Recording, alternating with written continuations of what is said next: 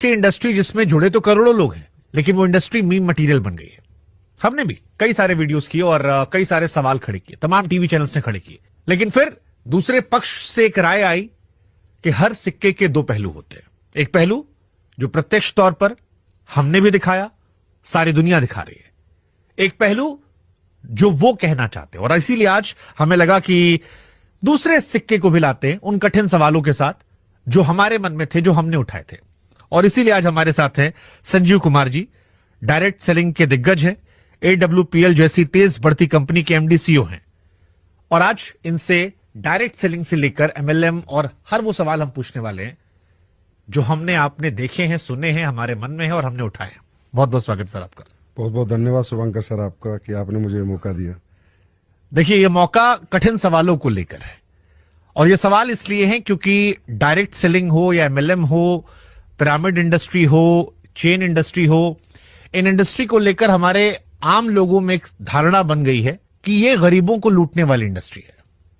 ये वो इंडस्ट्री है जहां पर लोग सूट बूट पहनकर आते हैं, बड़ी बड़ी बातें करते हैं, हवाबाजी करते हैं और सपने दिखाकर उनकी जड़ें खोद देते हैं, जिससे वो निकल नहीं पाते। तो शुभंकर सर, जैसे कि आप कह रहे हैं कि ये गरीबों को सपने दिखाने वाली इंडस्ट्री है, मैं बिल्कुल सही कहता हूँ कि हाँ, हम सपने दिखाते हैं। लेकिन जैसा कि आपने कहा कि लूटने वाली इंडस्ट्री है, तो लूट को हम कैसे समझे? लूट का मतलब होता है जब कोई किसी व्यक्ति से कोई पैसा लेके उसका लॉस कर दे, उसको हम लूट कहेंगे। हमारी इकलौती ऐसी इंडस्ट्री है जहां लूट के नाम पे हम सर सपने दिखाने के नाम पे 54 और 50 पैसे तक नहीं लेते हैं, क्योंकि हम जो भी उसे देते हैं, जो भी ethical product based direct selling company है, वो किसी के पास भी जाती है तो उसको एक उत्पाद देती है, प्रोडक्ट देती है और प्रोडक्ट का प्राइस समझाती है, प्रोडक्ट समझाती है।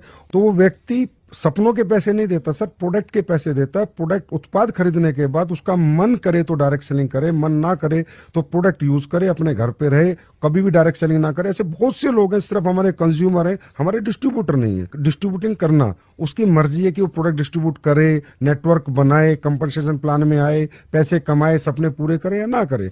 तो हम इकलौती इंडस्ट्री है सर जो 1 रुपया नहीं, 1 पैसा भी नहीं लेते हैं कि हम सपने दिखाते हैं। मैंने कहा सपने दिखाने की एवज में हम गरीब आदमी से कुछ 1 रुपया भी नहीं लेते, और हमारे यहाँ सपने लोग पूरे भी करते हैं। रवि शर्मा भी उन्हीं में से जिसने सपने पूरे किए। रवि शर्मा के पिताजी ने डायरेक्ट सेलिंग ज्वाइन की थी।